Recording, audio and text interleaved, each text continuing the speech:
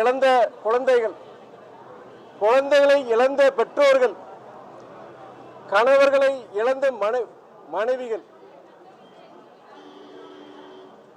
எவ்வித ஆறுதல் சொற்களாலும் இவர்கள் அடைந்த துயரத்திலிருந்து இவர்களை மீட்க முடியாது. இது தவிர்க்க முடியாத ஒரு விபத்தா அல்லது தவிர்க்கக்கூடிய விபத்தா என்று கேட்டால் 100 விழுக்காடு இது தவிர்க்கக்கூடிய விபத்து என்றுதான் நான் சொல்வேன். அதே வேளையில் இது போன்ற விபத்துகள் இதுவே முதல் முறையாக நடைபெறுகின்றதா என்றால் அது முற்றிலும் இல்லை. தமிழ்நாட்டிலும் மட்டுமல்ல, நமது நாட்டில் இது போன்ற விபத்துகள் பல முறை நடந்துள்ளது. குறிப்பிட்டு சொல்ல வேண்டும் என்றால், சில மாதங்களுக்கு முன்பு உத்தரப்பிரதேஷ் மாநிலத்தில் அங்கே பிரயாக்ராஜ் என்ற இடத்தில் அங்கு நடைபெற்ற கும்பமேளா நிகழ்வில் 80க்கும் மேற்பட்டவர்கள் இது போன்ற கூட்ட நெரிசலில் உயிரிழந்தார்கள். நமது கர்நாடகா மாநிலம் அங்கே பெங்களூரில் ஐபிஎல் கிரிக்கெட்டின் வெற்றி விழாவில் அங்கே ஏற்பட்ட இது போன்ற விபத்தால் 10க்கும் மேற்பட்டவர்கள் உயிரிழந்தார்கள். இது ஒரு தொடர்ந்துதான் இது நடந்துட்டு இருக்கு. திடீர் முதல் சம்பவம் கிடையாது. பொதுவா இது போன்ற மக்கள் திரளாக கலந்து கொள்ளும் நிகழ்ச்சிகள், அது அரசியல் நிகழ்ச்சியாக இருந்தாலும், ஆன்மீக நிகழ்ச்சிகளாக இருந்தாலும், கேளிக்கை நிகழ்ச்சிகளாக இருந்தாலும் அந்த நிகழ்ச்சிகளை நடத்துபவர்கள் சட்ட விதிகளுக்கு உட்பட்டு காவல்துறை இடும் அந்த கட்டுப்பாடுகளுக்கு கட்டுப்பட்டு அந்த நிகழ்ச்சிகளை நடத்த வேண்டும். அதே வேளையில் இது போன்ற நிகழ்வுகளில் கலந்து கொள்ளும் பொதுமக்கள் அவர்களுக்கும் ஒரு அவேர்னஸ், அந்த அவேர்னஸ் கண்டிப்பா இருக்கணும். அவங்களுக்கு இன்னைக்கு நாட்டில் பல பிரச்சனைகள், இது போன்ற துயர சம்பவங்களுக்கு மக்களும் ஒரு காரணம் தான். ஒரு காரணம் கண்டிப்பா நான் சொல்லுவேன். நான் இந்த போன உயிர்களை நம்ம திரும்பி கொண்டு வர முடியாது.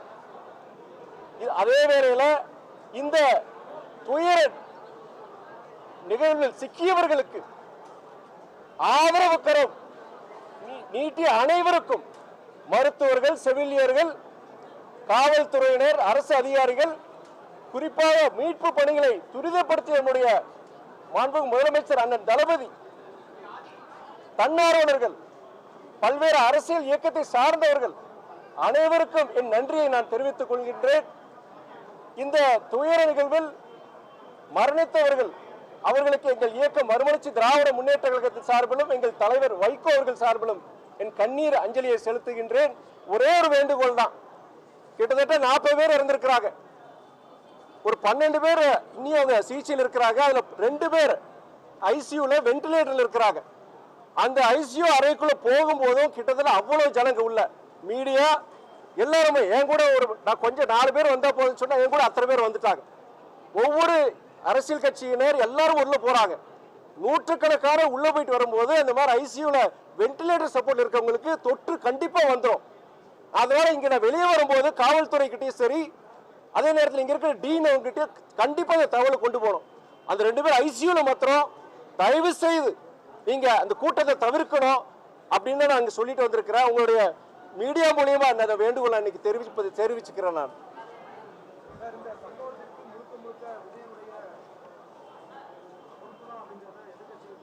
இல்ல, நான் என்னுடைய கருத்து என்னவென்றால், நான் ஏற்கனவே சொன்ன மாதிரி இது போன்ற நிகழ்ச்சிகள் பலமுறை நடந்திருக்கு.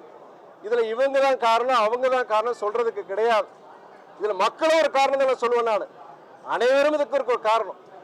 இந்த நேரத்தில் மரணித்த குடும்பங்களுக்கு நம்ம ஆதரவாகவும் உயிருக்கு போராடிட்டு இருக்கிறாங்க.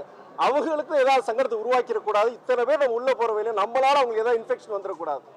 இதை ஒரு முன்னுதாரணமா பார்த்து இந்த ஒரு நிகழ்வுகள் இது மாதிரி பலவே நடந்திருக்கு. பல உயிர்களை நம்ம இழந்திருக்கிறோம்.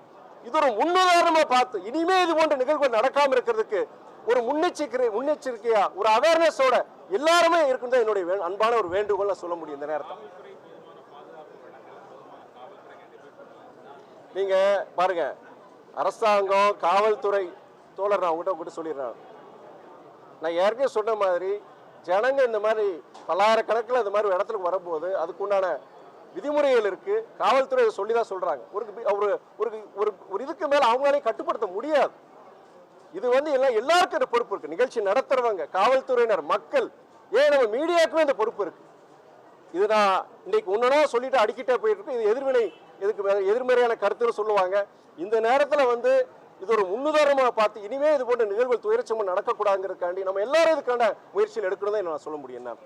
உடனுக்குடன் செய்திகளை தெரிந்து கொள்ள சன் நியூஸ் பெல் ஐகானை கிளிக் பண்ணுங்க.